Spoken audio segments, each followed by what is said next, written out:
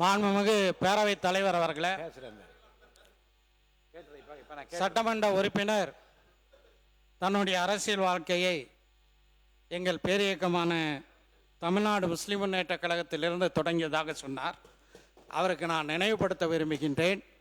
தமிழ்நாடு முஸ்லிம் முன்னேற்ற கழகத்தினுடைய கோரிக்கை ஏற்று பிற்படுத்தப்பட்ட முஸ்லீம்களுக்கு 3.5 விழுக்காடு இடஒதுக்கீடை வழங்கியவர் முத்தமிழறிஞர் கலைஞர் என்பதை இந்த நேரத்தில் சுட்டிக்காட்ட விரும்புகின்றேன்.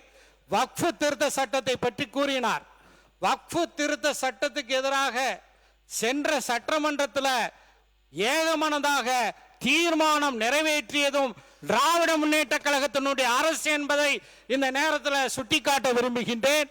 அதே போல நீண்டகால சிறைவாசிகளை விடுதலை செய்ய வேண்டும் என்ற எங்கள் கோரிக்கையை ஏற்று இதே சட்டமன்றத்தில் என்னுடைய உரைக்கு பதிலளிக்கும் போது அவர்கள் விடுதலை செய்யப்படுவார்கள் என்று சொல்லி 21 நீண்டகால சிறைவாசிகளை விடுதலை செய்தது திராவிட முன்னேற்ற கழகத்தினுடைய அரசு என்பதையும் இந்த அவையிலே பதிவு செய்ய விரும்புகின்றேன்.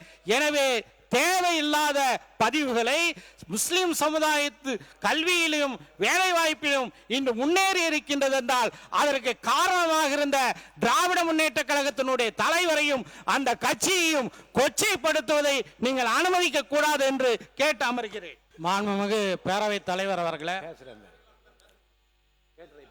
சட்டமன்ற உறுப்பினர் தன்னுடைய அரசியல் வாழ்க்கையை எங்கள் பேரியக்கமான தமிழ்நாடு முஸ்லிம் முன்னேற்ற கழகத்திலிருந்து தொடங்கியதாக சொன்னார்.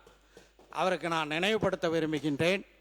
தமிழ்நாடு முஸ்லிம் முன்னேற்ற கழகத்தினுடைய கோரிக்கை ஏற்று பிற்படுத்தப்பட்ட முஸ்லீம்களுக்கு 3.5 விழுக்காடு இடஒதுக்கீடை வழங்கியவர் முத்தமிழறிஞர் கலைஞர் என்பதை இந்த நேரத்தில் சுட்டிக்காட்ட விரும்புகின்றேன். வக்ஃபு திருத்த சட்டத்தை பற்றி கூறினார். வக்ஃபு திருத்த சட்டத்துக்கு எதிராக சென்ற சட்டமன்றத்தில் ஏகமனதாக தீர்மானம் நிறைவேற்றியதும் திராவிட முன்னேற்ற கழகத்தினுடைய அரசு என்பதை இந்த நேரத்தில் சுட்டிக்காட்ட விரும்புகின்றேன்.